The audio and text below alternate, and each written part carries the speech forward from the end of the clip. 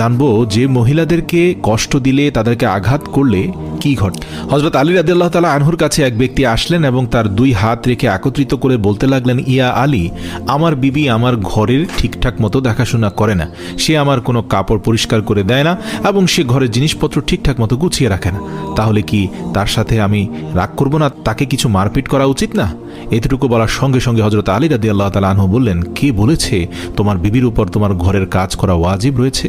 মনে রাখবে, ইসলামে মহিলাদের সম্মানকে যতটা উঁচুতে রাখা হয়েছে ততটা সম্মান অন্য কোনো মাযহাব দিতে পারেনি। আমি আল্লাহ রাসূলের কাছ থেকে শুনেছি, মহিলাদের সবচেয়ে বড় দায়িত্ব হলো সে যেন তার সন্তানকে ভালোভাবে মানুষ করে এবং সে তার সন্তানের দেখাশোনা করে। কিন্তু যদি তার সন্তানের দেখাশোনা করার জন্য তার স্বামীর কাছে সাহায্য চেয়ে নেয়, তাহলে সেটিও চাইতে পারে। আর এখানে তুমি তাকে ঘরের কাজ করার জন্য বলছো। যদি মহিলারা তার নিজের খুশিতে ঘরের কাজ করে থাকে, সেটি তার দয়া।